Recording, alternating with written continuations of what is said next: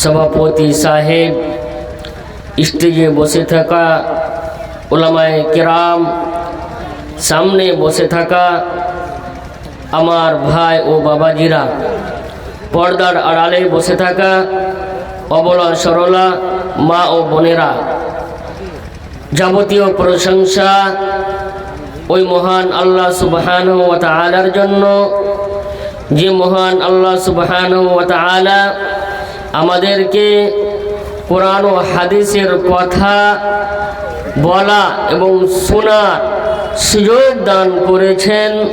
তিনারই প্রশংসা। তাই অন্তরের স্থল থেকে সকলে বলুন আলহামদুলিল্লাহ। তারপরে পরে নবী মুহাম্মদ, নবী আহম্মদ, নবী মুহাম্মদ, নবী আহম্মদ রহমাতুল লিল আলামিন বলুন সাল্লাল্লাহু আলাইহি ওয়াসাল্লামের প্রতি কোটি কোটি দুরূদ শান্তি বর্ষিত হোক তথা আল্লাহুম্মা সাল্লি আলাইহি আল্লাহুম্মা বারিক আলাইহি। আমি আপনাদের সামনে একটি সূরা এবং একটি হাদিস পাঠ করেছি। আমার বক্তব্য বিষয় হলো গীবাতের পরিণাম ও ভয়াবহতা। গীবাতের পরিণাম ও ভয়াবহতা। গীবত এমন একটি মহাপাপ, এমন একটি সর্বনাশা মহাপাপ, যে পাপের মাধ্যমে মানুষের হক নষ্ট করে দেওয়া হয়, যে পাপের মাধ্যমে মানুষের মান সম্মান হানি করা হয়, মানুষের ইজ্জতকে মাটিতে মিশিয়ে দেওয়া হয়, যেটা আল্লাহ সুবহানাহু ওয়া তাআলা প্রত্যেক মুসলমানের প্রতি হারাম করে দিয়েছেন, জায়েজ নয়।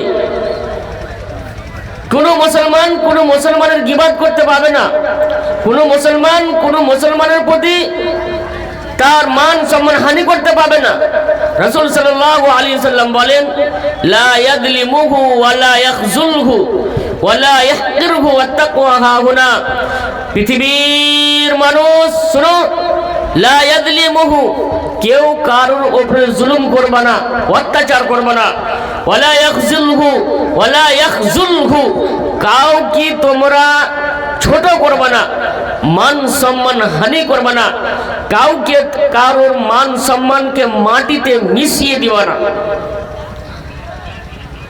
ওয়ালা ইহতিরহু, কাউকে তুচ্ছ মনে করবে না, হাকির মনে করবে না। আত-তাকওয়া হাহুনা, তাকওয়া তো অন্তরে আছে। বিহাসবি ইমরিইন মিনাশ শাররি আন ইয়াহকিরা আখাহুল মুসলিম, কিন্তু মুসলমানের জন্য এটাই বুরাই যথেষ্ট যে তার মুসলমান ভাইকে হাকির মনে করবে, ছোট মনে করবে। যারা গীবত করে, পরনিন্দা করে, মানুষের চুগলখড়ি করে বেড়ায়, তাদের জন্য দুনিয়াতে শাস্তি রয়েছে এবং আখিরাতে শাস্তি রয়েছে। এই ওয়াজ আমি আপনাদের সামনে যে তথ্য পেশ করব, আমার জানা মতন আপনারা কোনদিন শুনেননি, জানেননি। একটু ধৈর্য ধরে বসুন। আপনারা খুব কষ্ট করে এসেছেন এত কনকনে ঠান্ডাতে। আল্লাহ আমার এই যতগুলো ভাই এই জালসার মাজলিসে উপস্থিত হয়েছে, আল্লাহ প্রত্যেকের গুনাহকে তুমি ক্ষমা করে দাও, বল আল্লাহুম্মা আমিন। হে রব্বুল আলামিন, এই জালসাকে যারা দান দিয়ে, টাকা দিয়ে, পয়সা দিয়ে, মেহনত করে, বুদ্ধি দিয়ে, যে যেরকম ভাবে আল্লাহ শরীক আছে, আল্লাহ প্রত্যেককে তুমি ক্ষমা করে দাও, প্রত্যেককে রোজে রুটিতে তুমি বরকত দাও, বল আল্লাহুম্মা আমিন। তো যারা গীবত করবে তাদের জন্য দুনিয়া ও আখিরাতে চরম শাস্তি রয়েছে, যেটা আমি আলোচনা করব একের পর এক। 10টা আমি পয়েন্ট বলবো। 1 নম্বর পয়েন্ট, গীবত অতীব ভয়াবহ পাপ। গীবত একটি কবিরা গুনাহ। গীবত একটি কবিরা গুনাহ। মুসলমানের জীবনে অন্য অন্য পাপের চেয়ে গীবত সবচাইতে মারাত্মক পাপ, সবচাইতে খতরনাক পাপ, সবচাইতে প্রভাবশালী শক্তিশালী পাপ, খতরনাক পাপ হচ্ছে গীবত। রাসূল সাল্লাল্লাহু আলাইহি ওয়াসাল্লাম অন্য অন্য বড় গুনাহের ব্যাপারে, ভয়াবহতার ব্যাপারে যত কঠোরতা অবলম্বন করেছে, যত শক্তভাবে বলেছেন, গীবাতের ব্যাপারে যত শক্তভাবে বলেছেন, অন্য কোন ব্যাপারে, অন্য কোন বড় গুনার ব্যাপারে এত শক্ত করে বলেননি। আয়েশা থেকে বর্ণিত, তিনি বলেন, একদিন রাসূলকে বললাম, হাসবুকা, ওই মেয়েটা মানে সুফিয়া আপনার জন্য যথেষ্ট। আমি যদি এই কথা বলি, মানে সতীনের খুব একটু হিংসা হয়, তাই কি না? সতীনের কি হয়? হিংসা হয়। কথা বুঝতে পারছেন কি? সতীনের হিংসা হয়। তো আল্লাহ রসুলকে বলছেন, আয়েশা বলছেন। কে বলছেন? আয়েশা, আল্লাহ রসুলের ছোট স্ত্রী বলছে কি, আল্লাহ রসুল আমি যদি এই কথা বলি, হাসবুকা, আপনার জন্য এটাই যথেষ্ট হবে।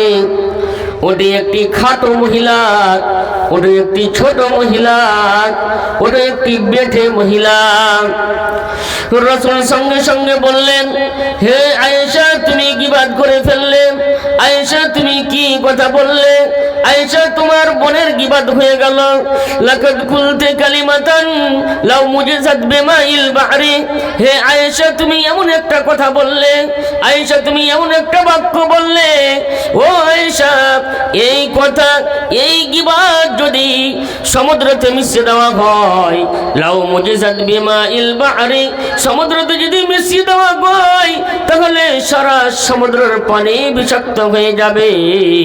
শুধু তাই নয়, তাই নয়, উলামায়ে কেরাম এই হাদিসের বিশ্লেষণ করতে গিয়ে বলেছেন, গীবাত এতই জঘন্যতম পাপ, গীবাত এতই দুর্গন্ধময় পাপ, গীবাত এতই বদবুদার পাপ, এই পাপ পৃথিবীর যদি সমুদ্রতে মিশিয়ে যায়, আটলান্টিক মহাসাগরে যদি মিশিয়ে দেওয়া হয়, রোহিত সাগরে যদি মিশিয়ে দেওয়া হয়, তাহলে এই পাপ, এই গীবাত পৃথিবীর সারা সমুদ্রের পানির রঙকে বিষাক্ত করে দিবে।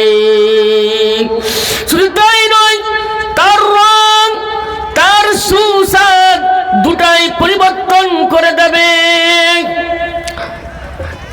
এই নিন্দাবাদের ছোট্ট একটি কথা, এই কথা যদি, এই গীবাত যদি এত বড় বিশাল সমুদ্রকে যদি তার রং চেঞ্জ করে দেয়, তার স্বাদ যদি চেঞ্জ করে দেয়, পানিকে যদি বিষাক্ত করে দেয়, তাহলে জমিনের নিচে, জমিনের উপরে, আসমানের নিচে এর চাইতে আর বড় পাপ, এর চাইতে খতরনাক পাপ আর কি হতে পারে? ছোট্ট একটি কথা, যে মেয়েটা খাটো, মেয়েটা ছোট, এই কথা যদি বলে, তাহলে সমুদ্রের পানি, সমুদ্রের পানির রং যদি চেঞ্জ হয়ে যায়, তার স্বাদ যদি চেঞ্জ হয়ে যায়, তাহলে আপনি বলুন, এই মেয়ে, আপনাকে বলছি, যারা মাদ্রাসায় লেখাপড়া করছে তোমাদের কি বলছি, যে তোমরা যে কথা বলছো কারো গীবাত করবে, তাহলে তোমার ব্রেন, বুদ্ধি, জ্ঞান সব নষ্ট হয়ে যাবে। ও মা ও বোন, আপনাকে বলি, গীবাত থেকে একটু সচেতন করতে এসেছি। আমি আপনাদের সামনে বলছি, একটু লক্ষ্য করে শুনেন যে গীবাত কত বড় পাপ। আল বাহরু আল্লাযী হুয়া মিন আ'যামিল মাখলুকাত, সমুদ্র একটা আল্লাহর মাখলুক, বড় মাখলুকের মধ্যে হতে একটি বড় মাখলুক। জমিন একটা বড় মাখলুক, আসমান একটি বড় মাখলুক, ঠিক তেমনি সমুদ্র একটি বড় মাখলুক। কিন্তু এই ছোট্ট বাক্য যদি সমুদ্রের এত বড় মাখলুকের রং চেঞ্জ করে দিতে পারে, পানির স্বাদ চেঞ্জ করে দিতে পারে, তাহলে পৃথিবীতে এর চেয়ে বড় মহাপাপ আর কি হতে পারে? আল্লাহু আকবার। এর থেকে কি বড় পাপ হতে পারে? এই কথা, এই হাদিসের আলোচনা করতে গেলে বোঝা যায় যে এই পাপ মারাত্মক পাপ, খতরনাক পাপ, ভয়াবহ পাপ, মানুষের আমল নামাকে নষ্ট করে দিবে, মানুষের আমল নামাকে শেষ করে দেবে। শুধু তাই নয়, এই পাপে সবাই নিমজ্জিত হতে পারে, সবাই জড়িত হতে পারে। কেননা আয়েশার মতন মেয়ে যদি এই পাপে জড়িত হয়ে যায়, তাহলে আপনার আর আমার ঈমান কোথায় রয়েছে? আমার আর আপনার ঈমান কি করবে, কি করে বাঁচাতে পারে? আমার ঈমান আপনার ঈমান বাঁচাতেই পারবে না। অতএব মানুষ সহজেই গীবাতে লিপ্ত হয়ে যাবে, গীবাতে মানুষ জড়িত হয়ে যাবে। তাই আপনাকে বলছি, গীবাত থেকে বেঁচে থাকো। গীবাত একটি মহাপাপ। 1 নম্বর হলো। 2 নম্বর বলা হচ্ছে, গীবাত মৃত্যু ভাইয়ের গোশত খাওয়ার চাইতে জঘন্য পাপ। গীবাত মৃত্যু ভাইয়ের গোশত খাওয়ার চাইতে নিকৃষ্ট পাপ, ঘৃণ্য পাপ। আমার কথা বুঝতে পারছেন বাবাজিরা? বুঝতে পারছেন? একটু হাত ঝেলাবেন, একটু দোয়া নিয়ে যান। আমি মুসাফির এসেছি, আপনারা চলে যাবেন না কেউ। যেটি আছে সুন্দর হয়ে থাকেন। একটা লোক যদি হেদায়েত হয় আজকে জালসাতে, তাহলে জালসা সফল, জালসা ধন্য। কথা বুঝতে পারলেন? একটা লোক যদি হেদায়েত হয়ে যায়, আপনার কিছু উপকার করবো। আপনারা বসেন, দেখেন আপনাকে এমন তথ্য পেশ করবো আপনি হয়তো কোনদিন শুনেননি। তো বলছিলাম কি, 2 নম্বর, গীবাত মৃত্যু ভাইয়ের গোশত খাওয়ার চাইতে জঘন্য পাপ। মুসলমানের গোশত খাওয়া হারাম। কোনো মুসলমানের গোশত খেতে পাবে না। চিরদিনের জন্য হারাম, সারা জীবনের জন্য হারাম, কিয়ামত পর্যন্ত হারাম। কেউ কারোর গোশত খেতে পাবে না। কিন্তু মহান আল্লাহ সুবহানাহু ওয়া তাআলা গীবাত করাকে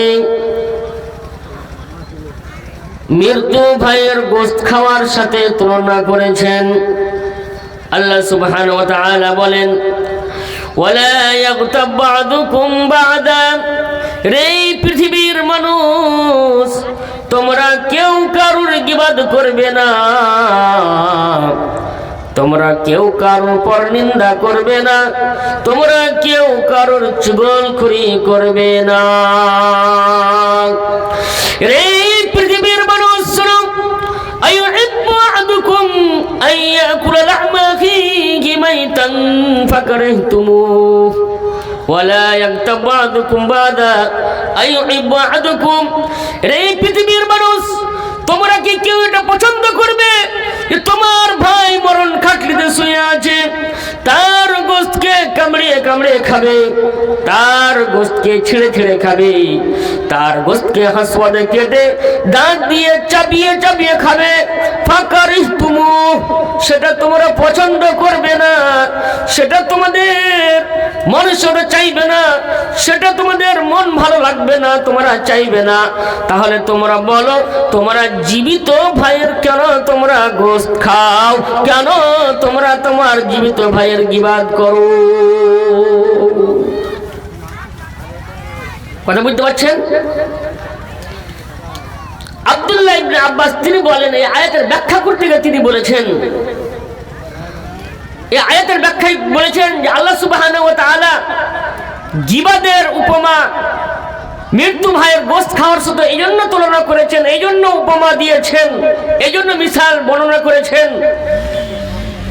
মৃত্যু ভাইয়ের গোশত খাওয়া যেরকম জঘন্য পাপ, ঘৃণ্য পাপ, ঠিক তেমনি জীবিত ভাইয়ের, জিন্দা ভাইয়ের গোশত খাওয়া, মাংস খাওয়া কাবিরা গুনাহ, ভয়াবহ গুনাহ এবং নিজের নফসের জন্য ক্ষতিকারক। ওই জন্য আল্লাহ সুবহানাহু ওয়া তাআলা গীবাতকে গোশত খাওয়ার সাথে তুলনা করেছেন। আব্দুল্লাহ ইবনে মাসউদ তিনি বলেন, একদিন আমরা রাসূল সাল্লাল্লাহু আলাইহি ওয়াসাল্লামের সাথে বসেছিলাম, কিছু সাহাবা।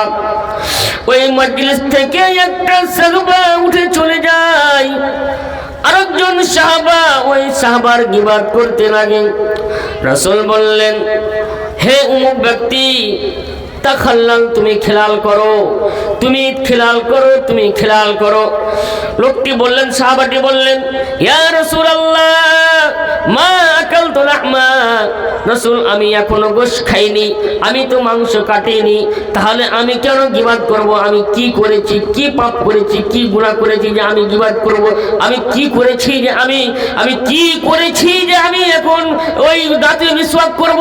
রাসূল বললেন ইন্নাকা তাকুলু লাহমা আখিকা, এখনই তুমি তোমার ভাইয়ের গোশত খেলে, এখনই তুমি তোমার ভাইয়ের মাংস দাঁতে কাটলে, এখন তোমার দাঁতে লুহু লেগে আছে, এখন তোমার দাঁতে রক্ত আছে, তুমি মিসওয়াক করো, তুমি মিসওয়াক করো। তাহলে বুঝা গেল গীবাত করলে গোশত খাওয়ার সাথে তুলনা করা হয়েছে। মানে গীবাত, আপনি যে কারো গীবাত করছেন তার মানে আপনি জীবিত ভাইয়ের গোশত কামড়িয়ে কামড়িয়ে খাইতে আছেন। আল্লাহু আকবার, আস্তাগফিরুল্লাহ। কত বড় ভয়াবহ পাপ!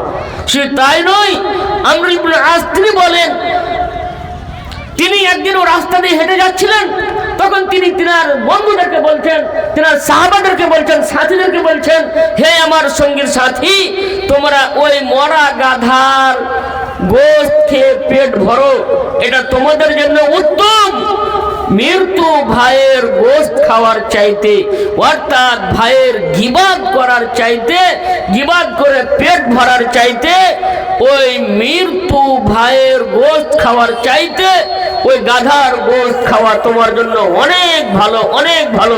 তুমি গাধার গোশত খেয়ে নাও। আল্লাহু আকবার। গাধার গোশত খাওয়ার ভালো, কুকুরের গোশত খাওয়া ভালো, ঠিক আছে, কিন্তু নিজের ভাইয়ের গোশত অর্থাৎ গীবাত করতে মানা করছে। গীবাত করে পেট ভরো না, গীবাত করো না। নাম্বার 3, গীবাত সুদ, জিনা, ব্যভিচারের চেয়েও জঘন্য পাপ। নাম্বার 3, সুদ, জিনা, ব্যভিচারের চেয়েও জঘন্য পাপ হচ্ছে গীবাত। আমাদের সমাজে, আমাদের সোসাইটিতে, বর্তমানে এ মুআশারাতে যে গুনাহ হয় তা হলো মদ খাওয়া, সুদ খাওয়া, ঘুষ খাওয়া। যারা সুদ খায়, ঘুষ খায়, তাদেরকে মানুষ ভালো চোখে দেখে না, তাদেরকে মানুষ ঘৃণা মনে করে, তাদেরকে মানুষ দু চোখে দেখে না, তাদেরকে মানুষ অন্তর থেকে অন্তরে ঘৃণা করে, তাদেরকে কেউ ঠাঁই দেয় না। কিন্তু জেনার চাইতে, সুদের চাইতে অতীব ভয়াবহ পাপ, খতরনাক পাপ, ডেঞ্জার পাপ হচ্ছে গীবাত। আরো মারাত্মক কথা যে মুসলমান সুদ থেকে, জিনা থেকে নিজেকে বাঁচাতে পারলো, গীবাত থেকে কেউ নিজেকে বাঁচাতে পারে না। যেখানে দেখবা দুটা মানুষ দাঁড়িয়ে আছে, বসে আছে, সেখানে এক অপরের গীবাত করছে।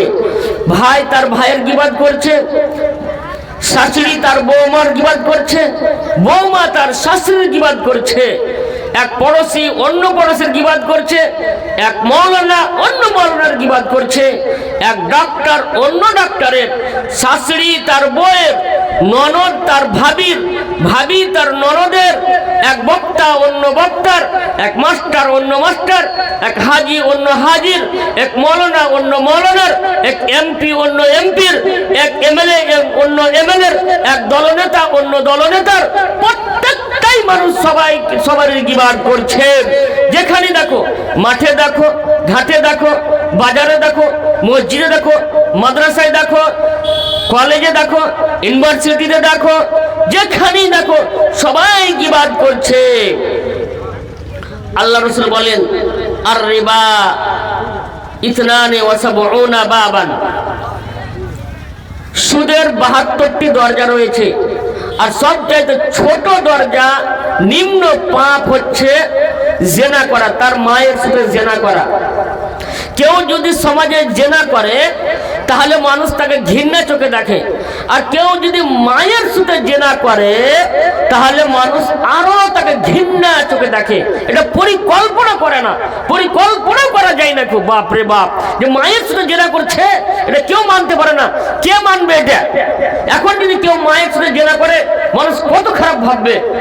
কিন্তু কেউ যদি 1 টাকা সুদ খায়, 1 টাকা লোন দেয়, তাহলে মায়ের সাথে 36 বার জেনা করে যা পাপ হয়, 1 টাকা সুদ খেয়ে তাই পাপ হয়।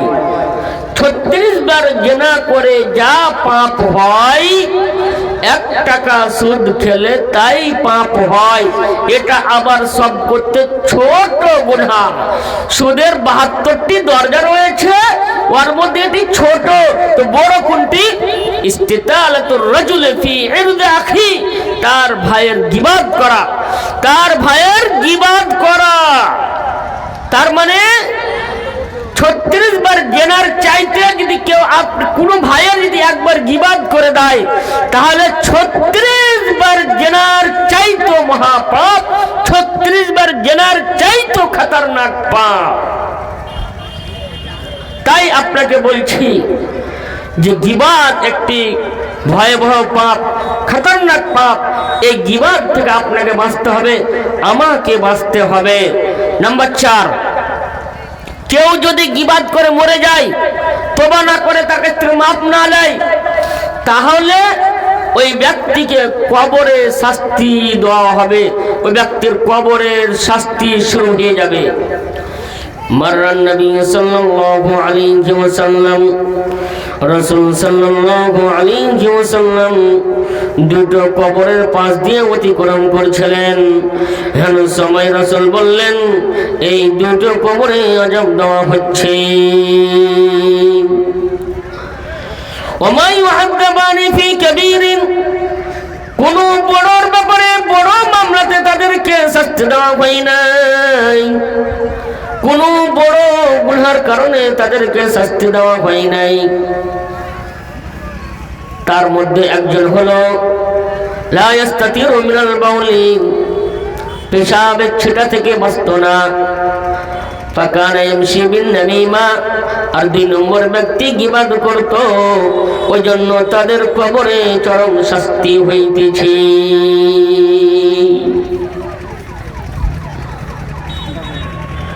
ثم أخذ ركبة جريدة فشقها نصفين, রাসূল সাল্লাল্লাহু আলাইহি ওয়াসাল্লাম ওই একটা তাজা খেজুরের ডালকে নিয়ে 2 টুকরো করে দিয়ে একটা একটা কবরে তিনি গেড়ে দিলেন।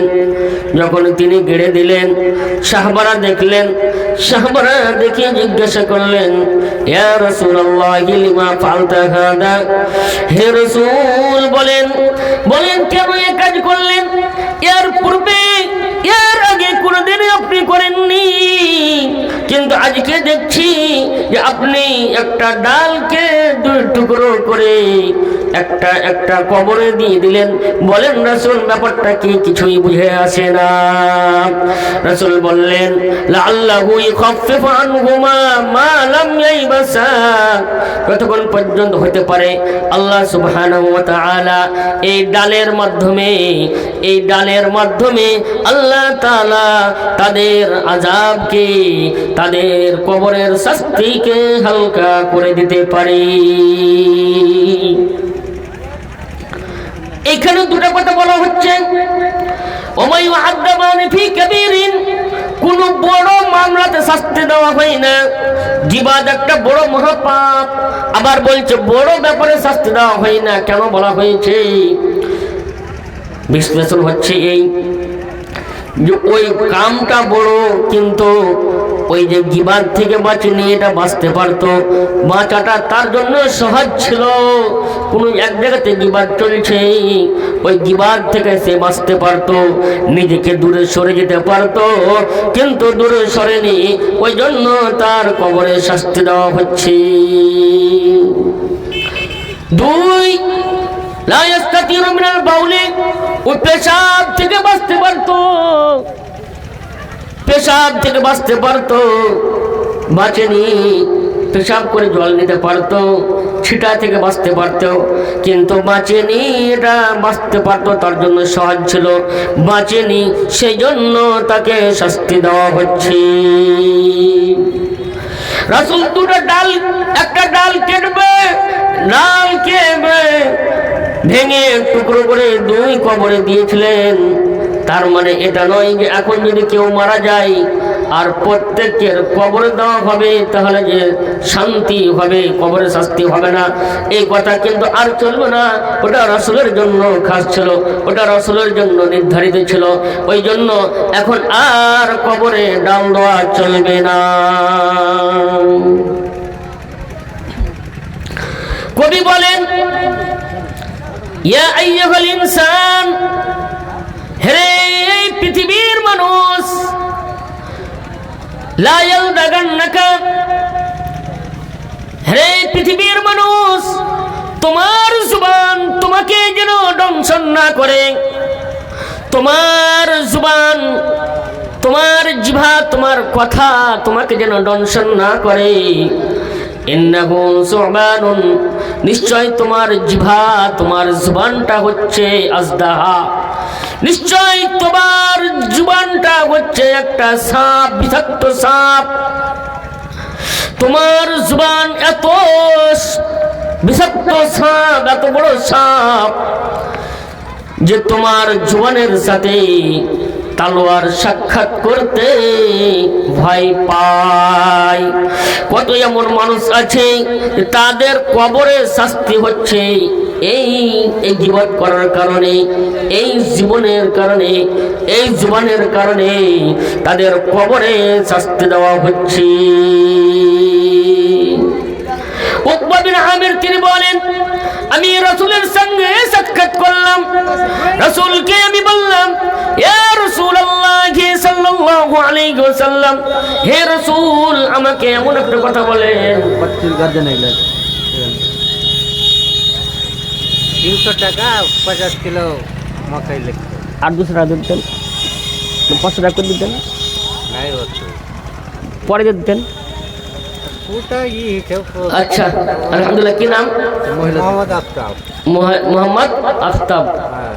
আপনারা যায়েন না, সময়টা যদি ভালো না হয়, কিন্তু কিছু একটা উপকার করবো বলেছি, আপনাদের সঙ্গে ওয়াদা করেছি, একটু থামেন, আমি দোয়া দিয়ে দেবো। মুসাফির মানুষ, মহিলার দিক থেকে অনেকটি পয়সা এসেছে। আমার ভাই ছাত্রের বাবা 300, একজন 550 কেজি ভুট্টা। আল্লাহ তুমি এই দানকে কবুল করো। আল্লাহ, আল্লাহ তার তুমি দানে তার রুজিতে বরকত দাও, তার রুজি রুটিতে বরকত দাও, তার মেয়েকে তুমি যোগ্য আলেমা বানিয়ে দাও। হে আল্লাহ, হে আল্লাহ তার মেয়েদেরকে তুমি সুখে শান্তিতে রাখো, তার ছেলে মেয়েকে সুখে শান্তিতে রাখো। আল্লাহ যদি তার বাবা মা যদি মারা যায়, আল্লাহ তার বাবা মাকে তুমি জান্নাতবাসী করো। আল্লাহুম্মা গফির লাহু ওয়ারহামহু ওয়াআফিহি ওয়াফু আনহু ওয়াকরিম নুজুলাহু ওয়াসসি মুদখালাহু ওয়াগসিলহু বিল মাই ওয়াস সালজি ওয়াল বারাদি ওয়ানাক্কিহি মিনাল খাতায়া কামা ইয়ানাক্কা সাবুল আবিয়্যু মিনাদ দারাস ওয়াবদিলহু দারান খায়রান মিন দারিহি ওয়া আহলান খায়রান মিন আহলিহি ওয়া যাওজান খায়রান মিন যাওজিহি ওয়া আদখিলুল জান্নাহ ওয়াঈদহু মিন আযাবিল কবরি ওয়া আযাবিন নার। তো বলছিলাম কি, উকবা ইবনে আমির তিনি বললেন, ইয়া রাসূলুল্লাহ সাল্লাল্লাহু আলাইহি ওয়াসাল্লাম, মান নাজাত, রাসূল গো, আল্লাহুম্মা সাল্লি আলাইহি আল্লাহুম্মা বারিক আলাইহি, রাসূল গো নাজাতের রাস্তা কি করতে হবে? রাসূল বললেন, হে আমার সাহাবা, তুমি তোমার জুবানকে আয়ত্তে রাখো, তোমার জুবানকে তুমি কন্ট্রোলে রাখো, তোমার জুবানকে তুমি আয়ত্তে রাখো। অযথা কথা বলবে না, মানুষের গীবাত করবে না, অযথা কথা বলবে না, মানুষের গীবাত করবে না। যেগুলো পাপ হয়ে গিয়েছে ওই পাপে তুমি কাঁদতে থাকো, আল্লাহকে ডাকতে থাকো, আল্লাহকে বলো, আল্লাহ মুখ দিন অমুক পাপ করেছি, আল্লাহ তার ওই অমুক দিন তার গীবাত করে ফেলেছি, আল্লাহ ক্ষমা করে দাও, আল্লাহ মাফ করে দাও। তুমি যা ভুল করেছো ওই ভুলে তুমি কাঁদতে থাকবে।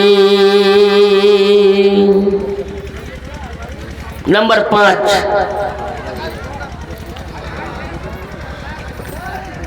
অন্য মানুষের পাপ নিজের ঘাড়ের উপরে চেপে যাবে। বুঝতে পারলেন? অন্য জনের পাপ, অন্যর পাপ নিজের ঘাড়ের উপরে চেপে যাবে। 6 নম্বর বলছি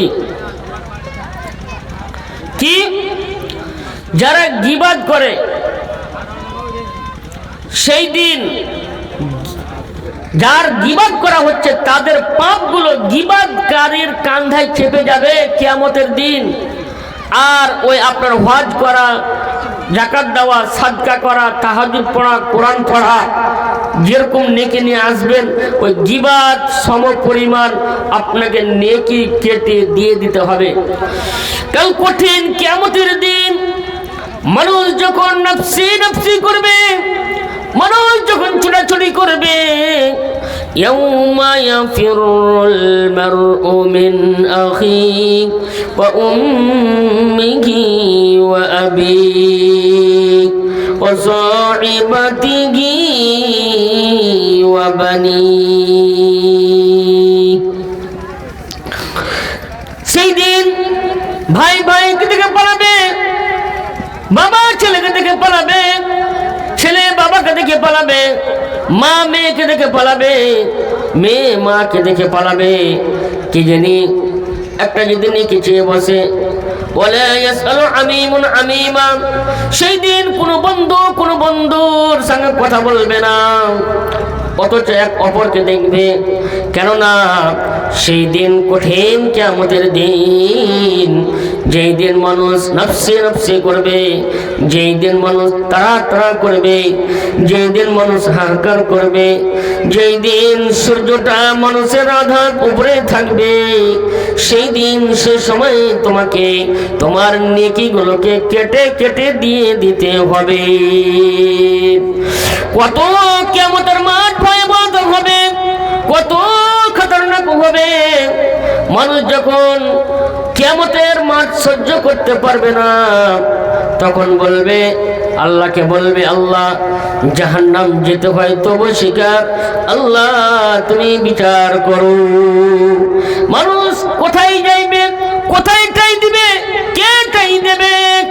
মানুষ নফসি নফসি করবে, ওই সময় আপনাকে নেকি কেটে দিয়ে দিতে হবে। গীবাত করার কারণে নফসি নফসি করতে করতে মানুষ চলবে আদমের কাছে, আদমকে গিয়ে বলবে, আনতা আবুকাল বাশার, হে আমার আদম, হে আমার বাবা, তুমি তো মানুষের পিতা ছিলে, হে আমার বাবা তুমি আমাদেরকে সাহায্য করো, আমাদের কি কষ্ট হচ্ছে, আমাদের কি দুঃখ হচ্ছে, হে আমার পিতা আমাদের প্রতি কিছু সাহায্য করো, আল্লাহর কাছে কিছু একটু নলেজ জানাও, কিছু একটু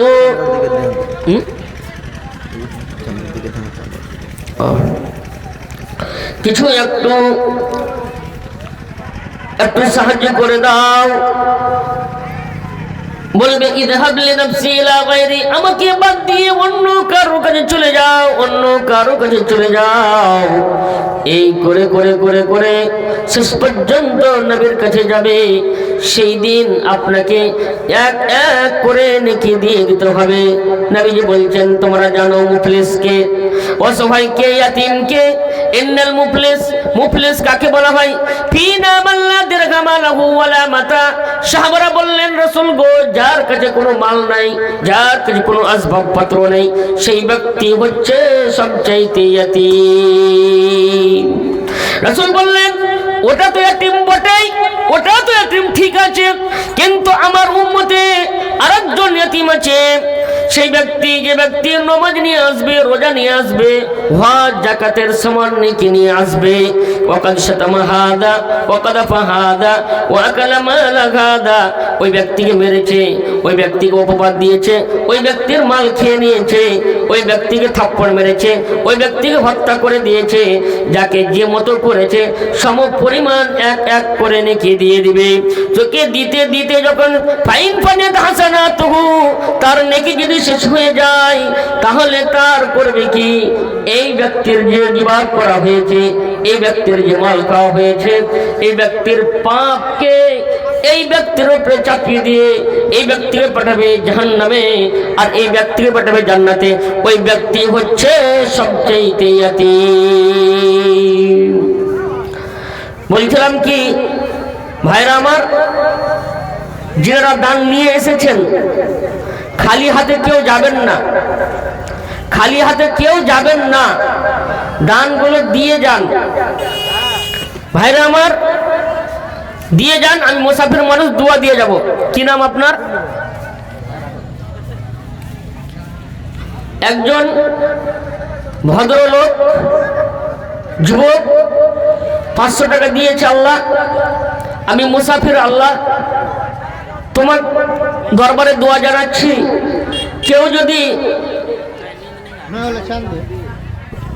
কেউ যদি ইসমে আদম পড়ে, আল্লাহুম্মা ইন্নী আসআলুকা বিআন্নাকা আনতাল্লাহ আল আহাদ আস-সামাদ আল্লাযী লাম ইয়ালিদ ওয়া লাম ইউলাদ ইকরামুল হক কুল্লাহ ওয়াস্তি 50 কিলো মক্কায় 500 টাকা হলো। ওয়া লাম ইয়াকুল লাহু কুফুয়ান আহাদ। এই দোয়া কেউ যদি পড়ে, আব্দুস সালাম কুল্লাহ ওয়াস্তি তাদের বেটি আব্দুস সালাম কোলাবাস্তি 1000, ইকরামুল ইকরামুল হক 500 টাকা, 50 কেজি ভুট্টা। দোয়া, হ্যাঁ, মা বাবার জন্য দোয়া। মা বাবার জন্য দোয়া।